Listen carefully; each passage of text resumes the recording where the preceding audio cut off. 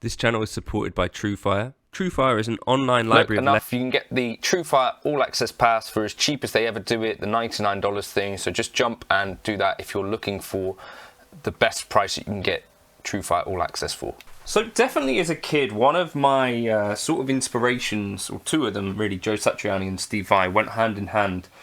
The key thing was that these were some of the first guys that I had heard talk about like incredible sort of practice routines and discipline, stuff like that. Now, I watched a bit of a snippet from Steve Vai chatting with Billy Corgan on his podcast, and he was saying that even at age 12, 13, he was doing 9-hour practice days. Now, in this video, I wanted to look at what was involved in some of that. We'll also kind of look at what is involved in the normal life of a child at that age and see where we could fit in this sort of stuff. And especially now that I'm an adult, I'm even more acutely aware that most of us will not have the time to do that sort of thing. Let's get into it. If you're interested in any of my full transcriptions, just today I put up a full transcription of the solo that I improvised live with Charge, Freed From Desire.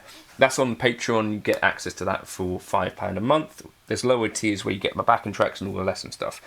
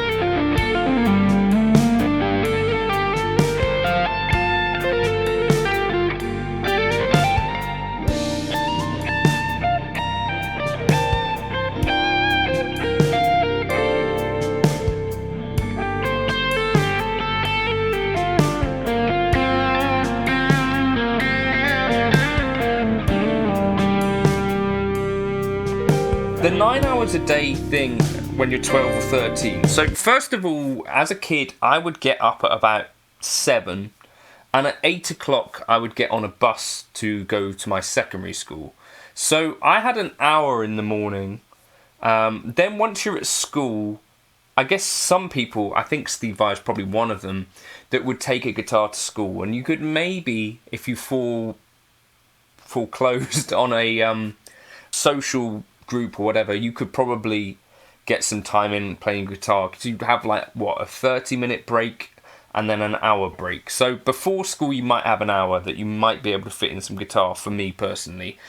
After school, so I'd get home at about 4, and then I'd probably go to bed, I guess 9, you know, around that age. Secondary school, is that about right? I don't know, but you know, certainly about 9 o'clock maybe. So between 4 and 9 you'd have 5 hours. So there's 6 hours in the day there that were kind of spare as a kid.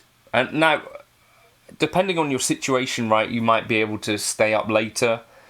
But also for me, I don't know if this is different in other countries, but I had homework to do. I was quite a good student in general.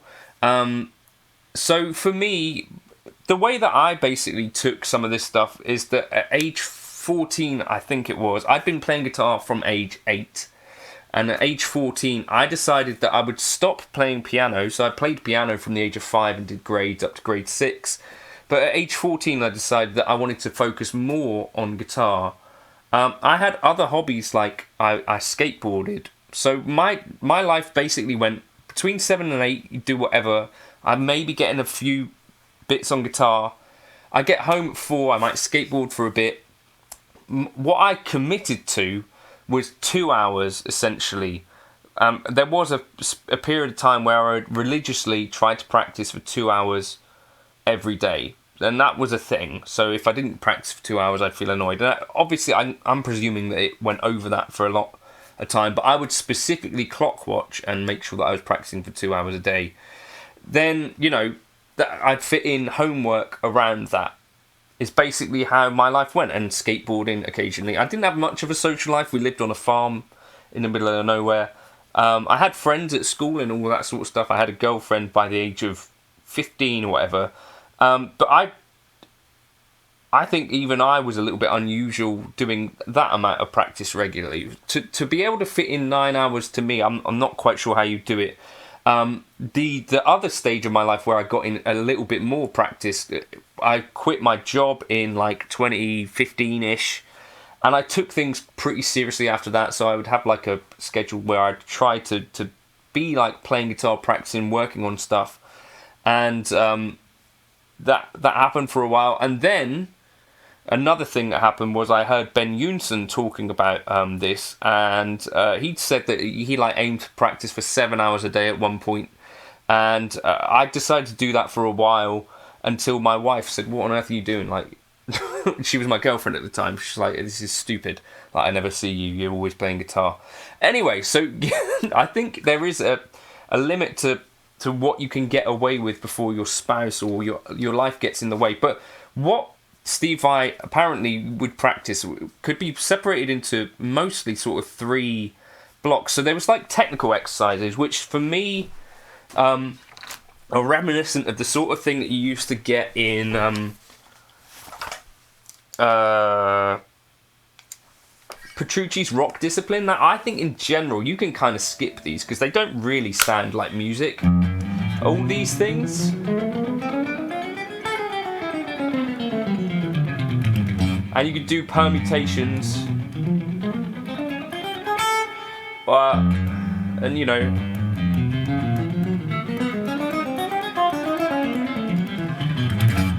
All that sort of stuff. Now, to me, that this is a big chunk of your practicing life that you could spend doing these kinds of things, like the infamous spider.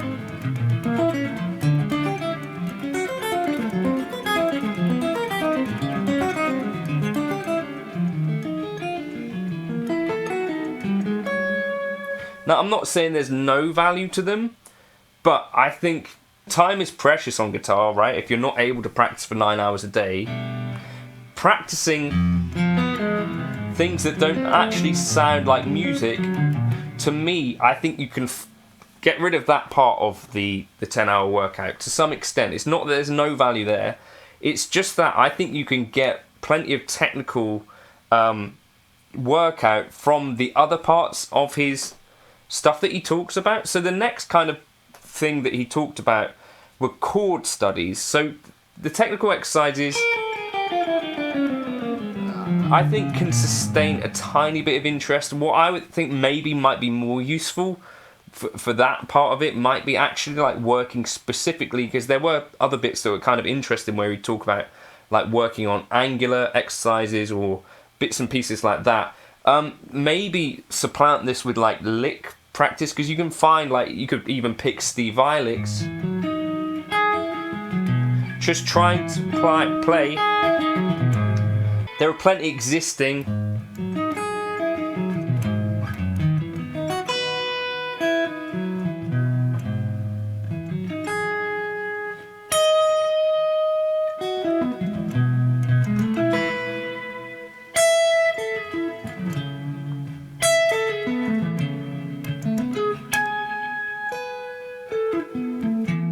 Like technical exercises that you can spend time with that are hopefully might be more musical. So that would be my one kind of takeaway from that.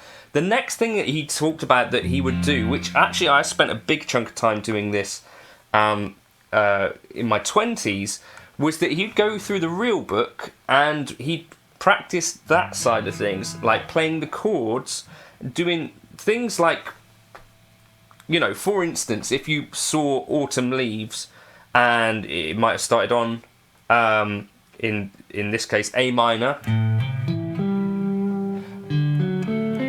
play your arpeggios in inversions,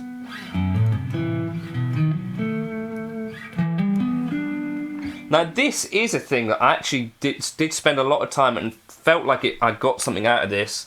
So I think that one's not a bad idea at all. What I would say is that maybe listen to the tunes that you're playing before. I spent a lot of time wasted because I didn't really even know what the tunes were supposed to sound like. So, you know, if you're going to do stuff like learning from the real book, I do think it helps, especially if you're spending any serious amount of time on this, to listen to the tune before you play it so you've got a bit of context.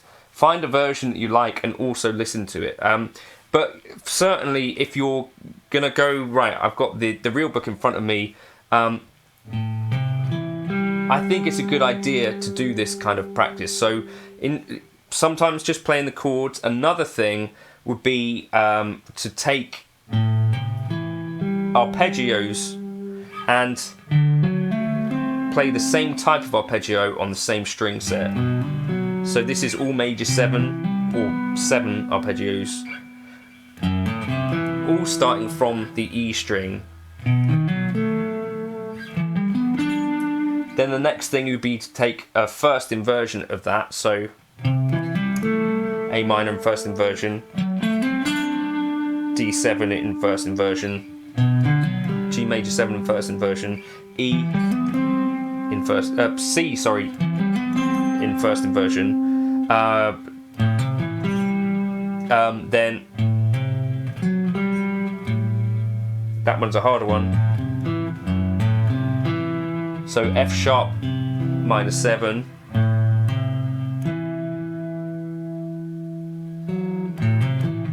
there we go, in first inversion, A, C, E, F sharp, sorry, B7 in first inversion, and then back. Then you could do second inversion, so that would be like an A minor would start from the E, like that.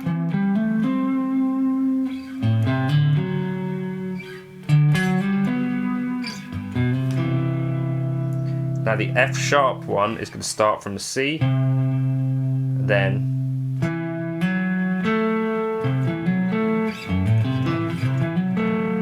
like that, and then the B would be starting from the F sharp.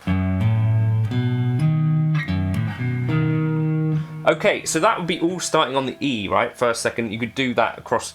But then what you should also do is do that from the A string. So this is the kind of thing that does take an awful lot of time. And I think an hour, you know, spent in a chord study, arpeggio study like this is very well spent. If you don't have an hour though, you could just do it with a couple of chords. So for instance, if you took a 2-5-1, just do that same approach but just with a 2-5-1. I think there are ways to get a lot out of practice without it having to be like an hour. So A minor, D, G. Okay, if we did that on the A string, like that. If we did it on the D string, okay, etc, etc. Then you could also do like first, second inversion, and then, and this is maybe once you get, you know, after doing this a few times, starting to join them up so that you're kind of doing something closer to voice leading. So if I've started on that A, what I could also do is start a D7 from here,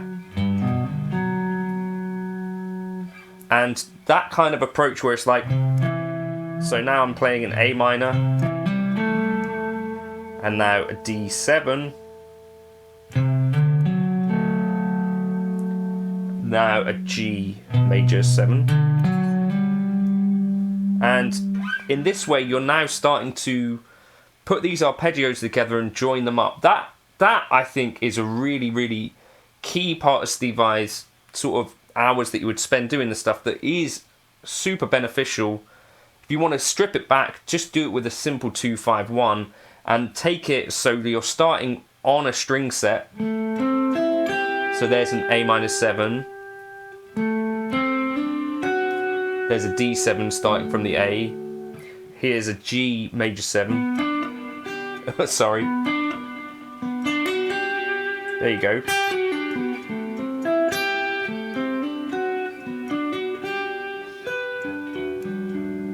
And doing that kind of thing, I think, is super, super beneficial. If you've got 15 minutes, if you've got an hour, up here, A minor, for instance. And now...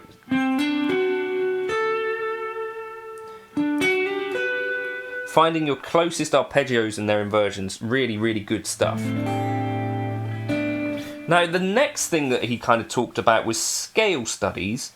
And this, actually, I think you can use as part of the technical exercise as well. Frank Gambale did a thing on this. But, so, if you've got your 3-note per string, major scale, I think that's definitely useful. The next thing that he talked about, and I did a lot of this as a kid as well, was kind of about playing all of the modes of G major. So, for instance, like Dorian. Sorry, G Dorian.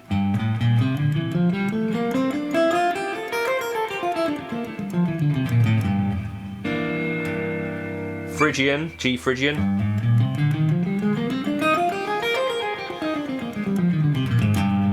Lydian. Mixolydian. Now we're on Aeolian.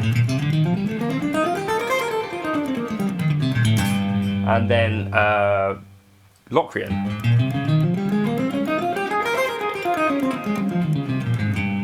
And that's kind of a thing that you could do, and I think worthwhile. And then the next thing that he talked about was thirds of each of those.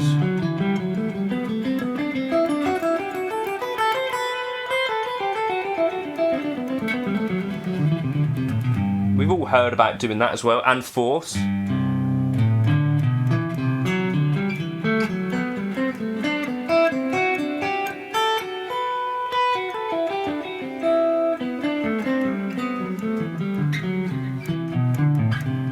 And fifths. And I think these are actually really more useful technical exercises than these, because they're also like the building blocks of music.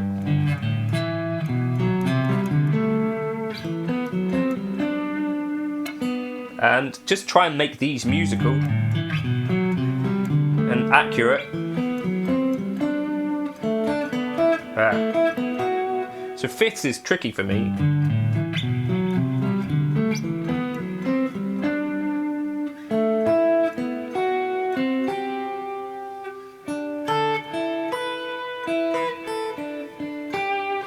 Schofield's talked about this sort of thing as well, not Philip, John.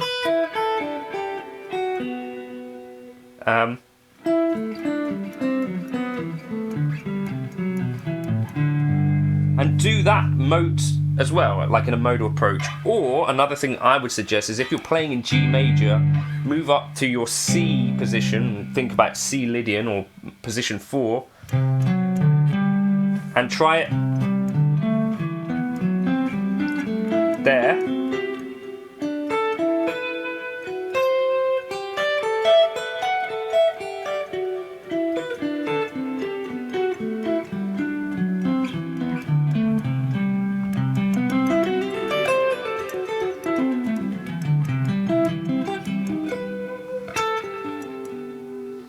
Okay, I think that's great stuff. I also think you could do that with like spread triads as well, through the major scale.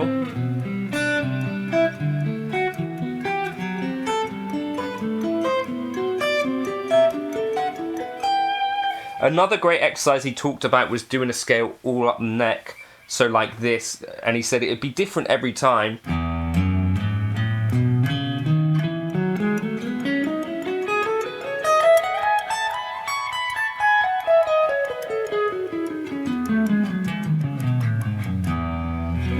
If it was E major or if it was like F major.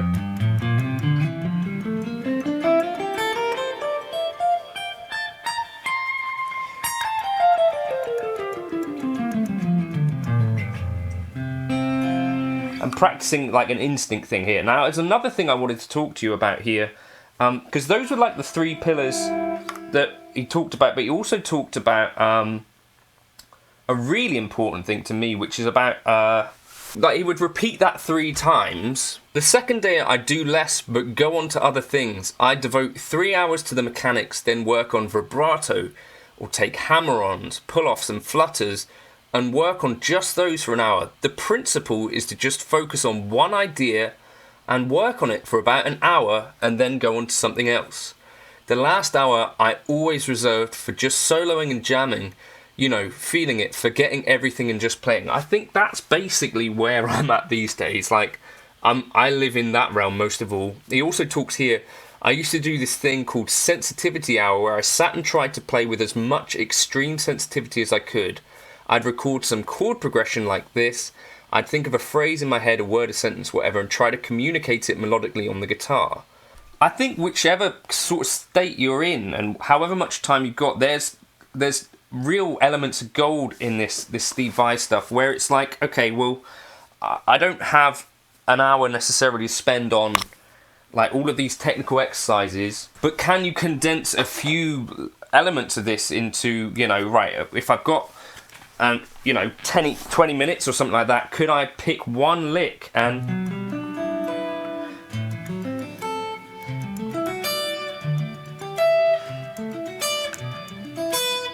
hyper focus on it, like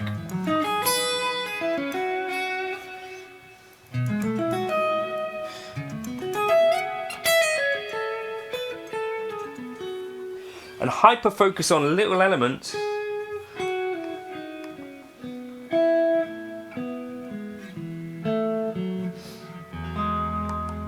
and try to, like he was talking about sensitivity training there, or like hypersensitivity.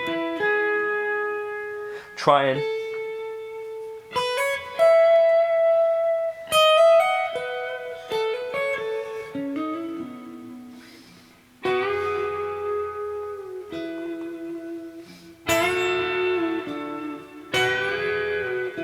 it might be something even like that. Like a little Duke Levine thing that I've been really...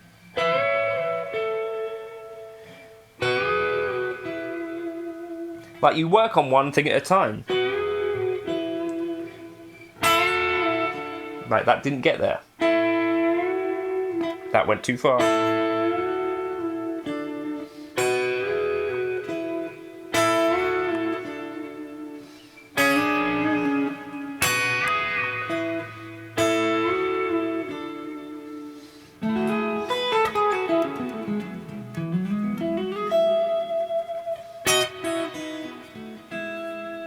And just kind of be conscious that you're not going to be able to work on everything, and probably you're not going to have 9 hours a day either. And even if you don't get to do your technical exercises for the day or whatever, you can just exist in this like realm where it's like, well, I only want to work on improvisation today, or, you know, I've got 13 minutes today. What can I do? Pick your guitar up, think about something a bit intentional, and try to execute that for whatever amount of time you've got whilst you've got a bit of spare time, I think is something that we can take from the Steve Vai 9-hour workout. At times of our lives when you don't have 9 hours a day, you can still get hopefully into like this little moment where it's like, I can do this for a bit, and you know, it's probably not going to be the rock discipline exercises going 1 4 3 2 4. You know, it probably you might get something better out of like doing a lick for a few minutes, or this kind of chord study thing, or like, can I do a 2-5-1 in a few different places on the neck? Do I know the Lydian scale or whatever, or the major scale? Can I try and explore playing the major scale all the way up the neck?